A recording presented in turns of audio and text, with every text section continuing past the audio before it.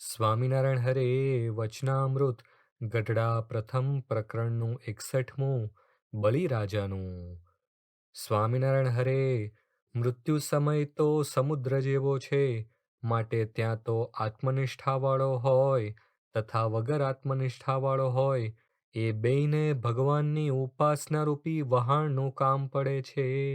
માટે અંતકાળે તો ભગવાનનો દ્રઢ આશરો હોય તે જ કામમાં આવે છે.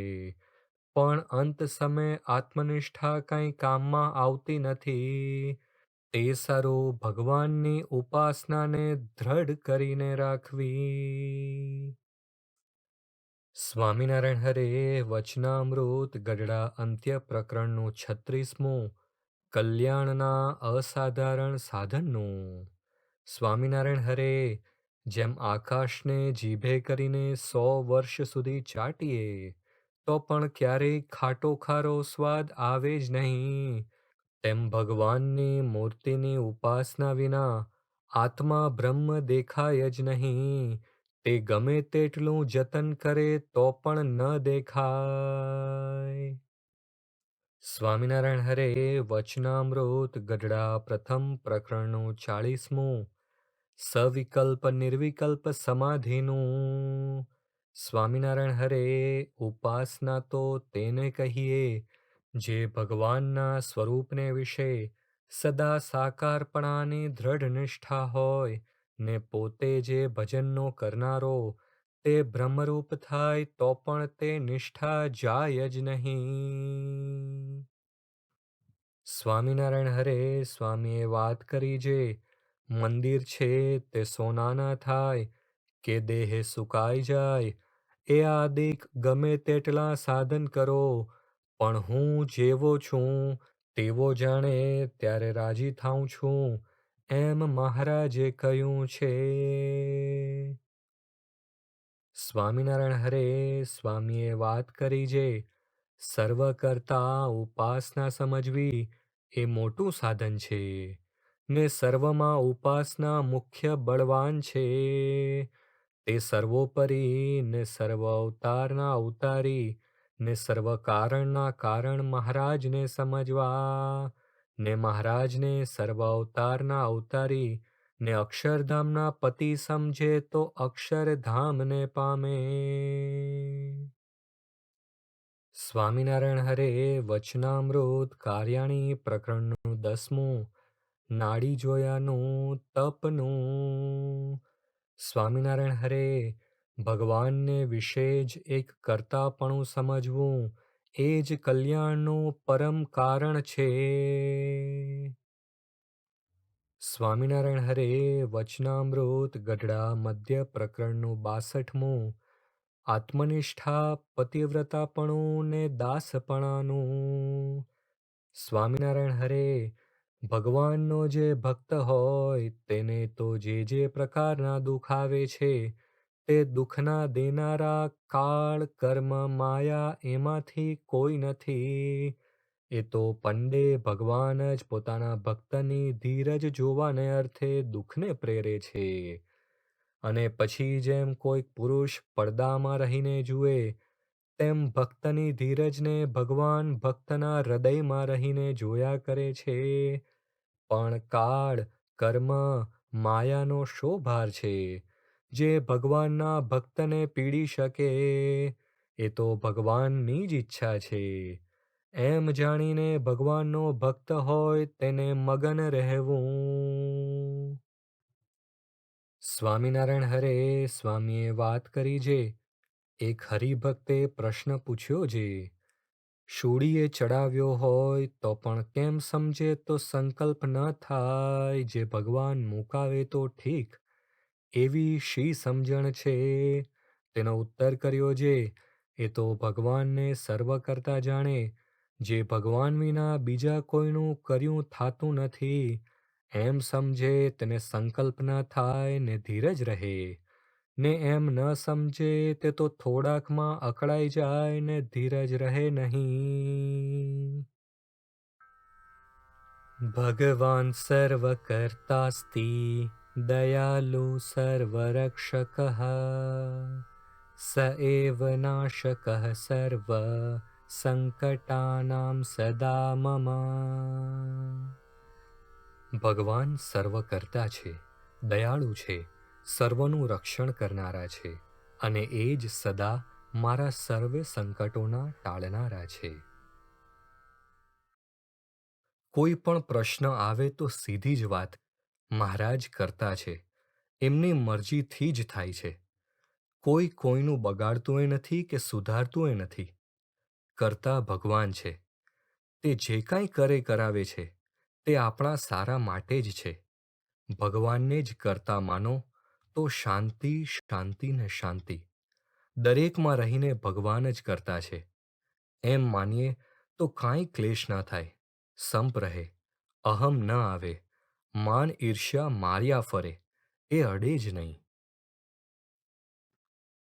સ્વામિનારાયણ હરે વચનામૃત ગઢડા પ્રથમ પ્રકરણનું 27મું.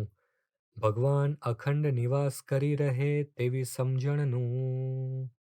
સ્વામિનારાયણ હરે આ પૃથ્વી જેની રાખી સ્થિર રહી છે ને ડોલાવી ડોલે છે, તથા આ તારામંડળ જેનું રાખ્યું અધ્ધર રહ્યું છે, તથા જેના વરસાવ્યા મેઘ વર્ષે છે, તથા જેની આજ્ઞાએ કરીને સૂર્યચંદ્ર ઉદયસ્તપણાને પામે છે, તથા ચંદ્રમાની કળા વધે ઘટે છે, તથા પાળ વિનાનો સમુદ્ર જેની મર્યાદામાં રહે છે, તથા જળના બિંદુમાંથી મનુષ્ય ઉત્પન્ન થાય છે અને તેને હાથ, પગ, નાક, કાન એ આદિક 10 ઇન્દ્રિયો થઈ આવે છે, તથા આકાશને વિશે અધ્ધર જળ રાખી મૂક્યું છે અને તેમાં ગાજવીજ થાય છે. એવા અનંત આશ્ચર્ય છે તે સર્વે મને મળ્યા એવા જે ભગવાન તેના કર્યા થાય છે એમ સમજે.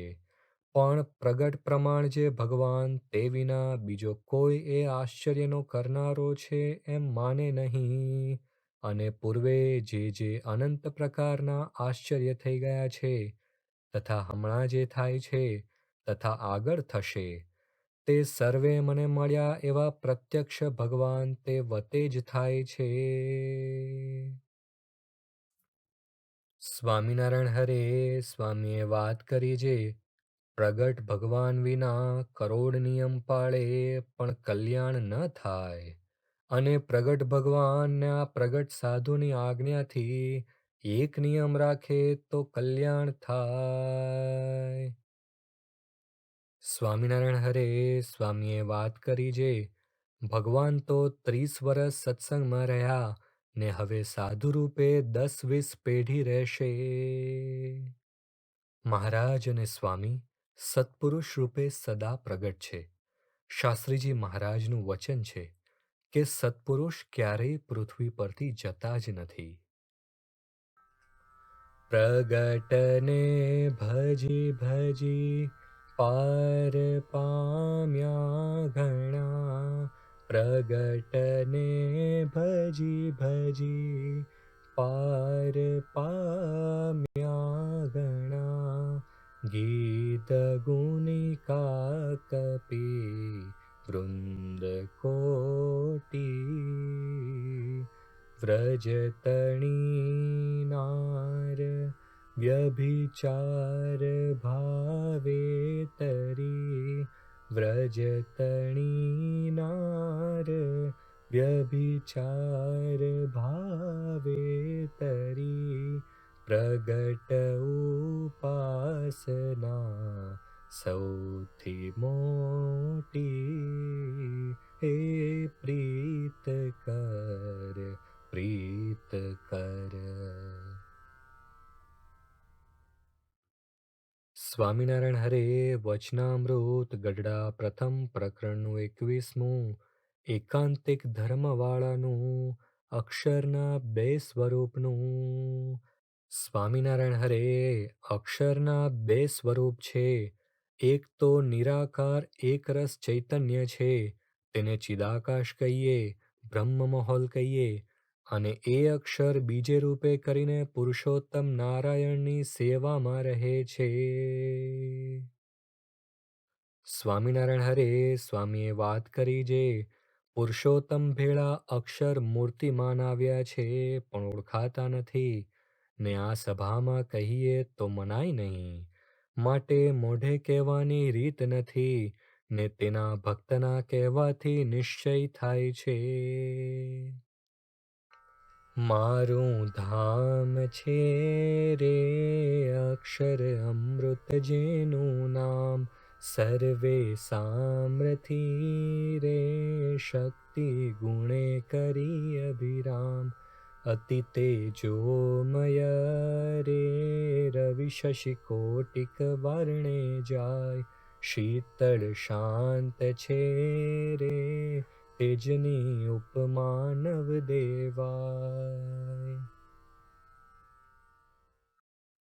સ્વામિનારાયણ હરે. સ્વામીએ વાત કરી છે. કેશવજીવનદાસજીએ સ્વામીને કહ્યું કે પ્રાગજી વગેરે તમને મૂળ અક્ષર કહે છે તે મને સમજાતું નથી, ને હું વિશ્વાસી છું તે જેમ હોય તેમ કહો. ત્યારે સ્વામી કહે, હું અક્ષર છું એમ તું જાણ, ને બીજો અક્ષર હશે તો મારે ને તેને પંચાત્ય છે, તું મારો વિશ્વાસ રાખ. એમ 2-3 વખત કહ્યું. સ્વામિનારાયણ હરે. વચનામૃત ગઢડા પ્રથમ પ્રકરણનું 27મું. ભગવાન અખંડ નિવાસ કરી રહે તેવી સમજણનું. સ્વામિનારાયણ હરે. અને એ સમર્થ તો કેવો જે, એના નેત્રમાં ભગવાન જોનારા છે, તે માટે બ્રહ્માંડમાં જેટલા જીવ પ્રાણી છે તેના નેત્રને પ્રકાશ કરવાને સમર્થ થાય છે, અને તેના પગમાં ચાલનારા ભગવાન છે, તે માટે બ્રહ્માંડમાં સર્વજીવના પગને વિશે ચાલવાની શક્તિને પોષણ કરવાને એ સમર્થ થાય છે. એમ એ સંતની સર્વે ઇન્દ્રિયોમાં ભગવાન રહ્યા છે, તે માટે એ સંત તો બ્રહ્માંડમાં સર્વે જીવોના ઇન્દ્રિયોને પ્રકાશ કરવાને સમર્થ થાય છે. માટે એ સંત તો સર્વ જગતના આધાર રૂપ છે. સ્વામિનારાયણ હરે. વચનામૃત ગઢડા પ્રથમ પ્રકરણનું 37મું. દેશવાસનાનું 11 પદવીનું. સ્વામિનારાયણ હરે. એવી નિષ્ઠાવાળો જે સંત છે તેના પગની રજને તો અમે પણ માથે ચઢાવીએ છીએ, અને તેને દુખાવતા થકા મનમાં બીએ છીએ, અને એના દર્શનને પણ ઈચ્છીએ છીએ. જે એવા યથાર્થ ભગવાનના ભક્ત છે તેનું દર્શન તો ભગવાનના દર્શન તુલ્ય છે, અને એના દર્શને કરીને અનંત પતિત જીવનો ઉદ્ધાર થાય છે એવા એ મોટા છે. સ્વામિનારાયણ હરે. સ્વામીએ વાત કરી છે. સંતનો મહિમા કયો છે. આવા સાધુના દર્શન કરીએ ભગવાનના દર્શનનું ફળ થાય છે, ને તેની સેવા કરીએ ભગવાનની સેવા કર્યાનું ફળ થાય છે, ને આપણે તેવા સાથે હેત થયું છે, માટે આપણા પુણ્યનો પાર ન કહેવાય. સ્વામિનારાયણ હરે. સ્વામીએ વાત કરી છે. અમે તો કોટિકલ્પ થયા જોઈએ છીએ, પણ 50 કોટી યોજન પૃથ્વીમાં આવા સાધુ નથી.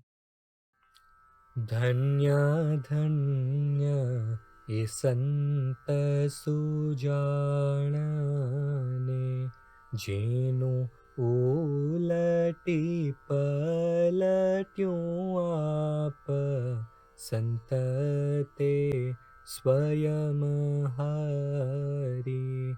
આપટણી મળ્યા ભગવાનમાં, જેના આપમાં હરિનો વ્યાપ, સંત તે સ્વયં હારી.